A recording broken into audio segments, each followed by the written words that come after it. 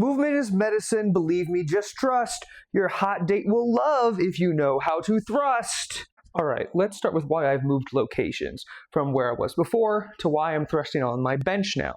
I want to, at the top of my motion, be able to be fairly horizontal. Where I was before, it was too high. Therefore, when I press all the way up here, my body was still tilted a little bit. So most benches like this are going to be good for the common person. However, if you feel like when you're at the top, you're either over or under extended, you need to find a way to raise or lower the height of whatever you are leaning against. Now, next, let's talk about what movement this is. This is another variation of the hip hinge. So essentially, we are tucking our hips under, tucking our ribs down, like we talked about in my last hip hinge video. If you haven't watched that, please go watch that. I believe that was on May 3rd that I posted that video. So, utilizing everything we know, and we are pushing our feet into the ground hard, squeezing our glutes as we come up. So we are coming right here, and I'm not overarching my lower back. Keeping these two things tucked keeps my abdominals engaged, and so I don't hyperextend my lower back when I get to the top. Much like a deadlift motion, you should feel a little strain in your lower back probably after you're done with the exercise, but you shouldn't feel a ton while you're doing it. It is isometrically, stationarily, holding all the weight in the movement like your core is. But your core should be where the focus and the tension of your squeezes are. Fun fact, when we talk about core, your glutes are included as part of that. Your glutes are part of your core. Keep that in mind. Voiceover major here because I'm at the gym now. I'm tucking my hips and my ribs, pulling my shoulder blades back and down. And where my shoulder blades should be, the bottom of them should be on the edge of the bench. That is the position I want you guys to have when setting up for your hip thrusts. Okay, so now that we're set up, I have the pad on, my feet are shoulder width apart.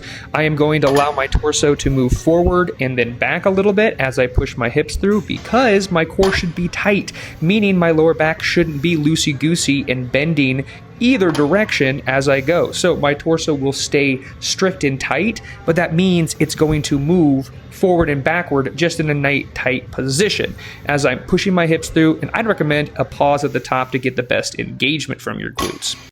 Wanted to show a little bit of the front angle so you can see how I have to pull my legs into the correct position.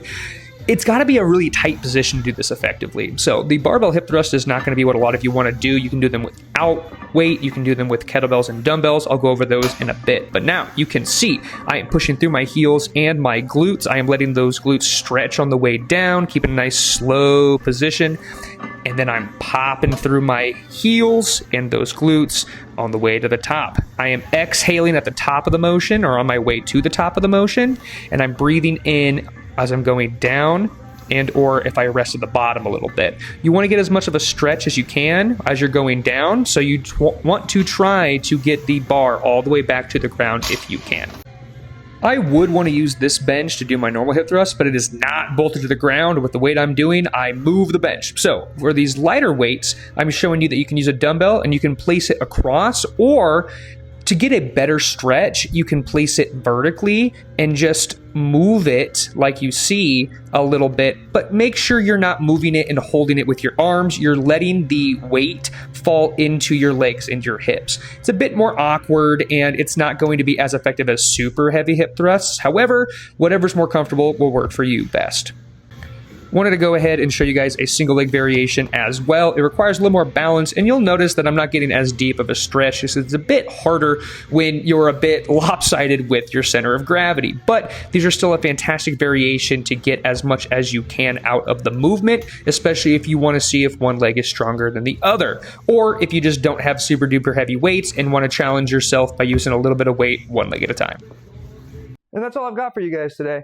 Thank you so much for watching and enjoying this series so far. My goal is to make one movement video per day for the entire month of May, as well as be live for about an hour, going over movement, showing movement, just moving my body and answering questions for you guys. So if you want to go follow that process, just go over to my Twitch stream. You know where to find all my links. If you don't, just ask some questions in the comments below. And as always, remember,